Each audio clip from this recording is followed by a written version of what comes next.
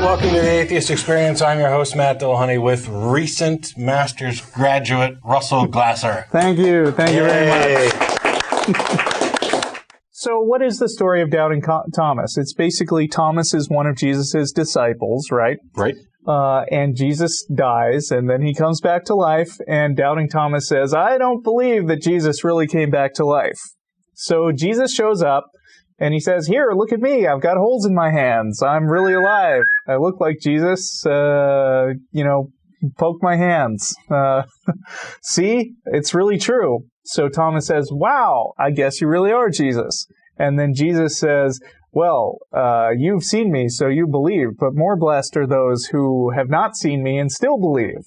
The moral of the story being, you should use the story of Doubting Thomas as an indication that without getting the opportunity to stick your fingers through Jesus' handholes, you should nevertheless blindly believe that this guy standing in front of you is Jesus. Yeah, when we talked about it earlier, I called it's a preemptive strike against critical thinking. Exactly. Anybody who comes up and says, oh, there's no reason to believe it, now they've got a Bible story they can point to where it says, look, one of the disciples felt just like you. He didn't believe it. And what Jesus told him was, okay, now you've seen, so you believe, but blessed are those who have not seen yet believe. Yeah, they may be blessed, but they're not bright.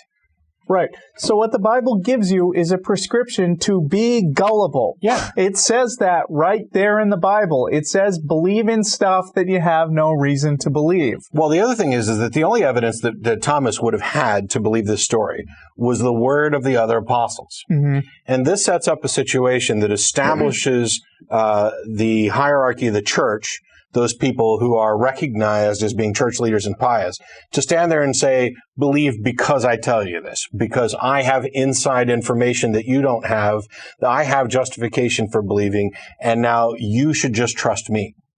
And I actually will, instead of waiting until the end of the show, interrupt. Go ahead. I got an email from a Catholic apologist who wanted somebody from our site to go look at his site. And because he'd written a site specifically for atheists and agnostics and lapsed Catholics. And I got there, and of course it was, hey, we're going to have these 30 topics or so, but right now we've only got one, and if you want to read it, it's, $1.85 or €4 or whatever the hell it was. And I said, are you kidding me? You really invited me to come to your site to pay money to hear you preach to me? And his response was, well, Dawkins made yes, Dawkins wrote a book. And so plenty of apologists, and I don't complain about them. You know why? Because their books are available for free in the public library. You can go into a bookstore and you can open them and look at them and see if the content is something that you want to spend money on. They're not, and none of them sent me an email saying, hey, please come check out my arguments. And oh, by the way, $3. That's crazy. Right. So if you want me to critique what you're saying, then give it to me. So I made a deal with him where if he could provide his best, well-reasoned argument for the existence of God, if I could not point out clearly the logical fallacy or unjustified presupposition that it's based on, I would go ahead and pay the $3 to listen to segment 2, which was geared at atheists and agnostics. Needless to say, he didn't even attempt to meet the challenge. But what he did do was tell me this story. And I'll make this as brief as I can. According to him, in some town in Italy that he can't remember the name of, about 120 to 150 years ago, some priest who he can't remember his name had doubts about the transubstantiation of the Eucharist. He didn't really believe that the crackers and wine turned into the actual blood and body of Jesus after hey, good for you, if that part of the story is true. So he prayed, and while he was delivering the communion, I'll be doggone, the crackers and blood actually turned into the blood and tissue right there.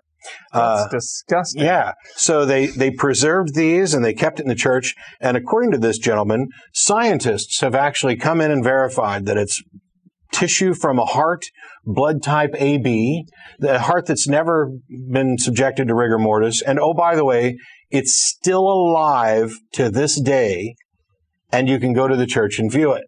Tastes like chicken. Yeah. And I said, okay, here are the questions that one should ask if you're going to examine this question critically. You say scientists have investigated this. What scientists? Where's the data? Where's the thing? Where's the investigation? You can't remember the name of the priest of the town.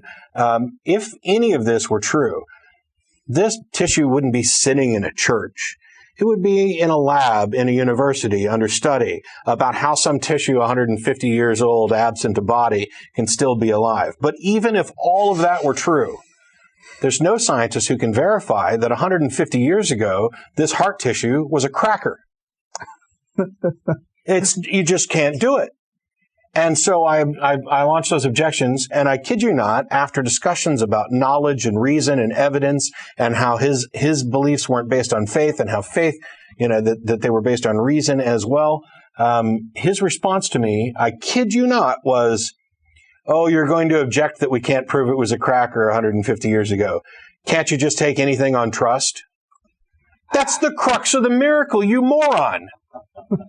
If you're asking me to trust that this was once a cracker and now it's human heart tissue, why did you mention science and evidence? If I'm going to have to take the most preposterous leap of faith to justify accepting your claim, why make any appeals at all? You might as well have just said, hey, did you know 2,000 years ago somebody turned water into wine and walked on water and raised the dead? Yeah, prove it. I've heard the story. It's absurd. And it's supported by this doubting Thomas paradigm of you shouldn't be too skeptical. I want to make a point about what you just said, which is, folks, this is what happens when people claim a real-life miracle. You look at it, and it goes away.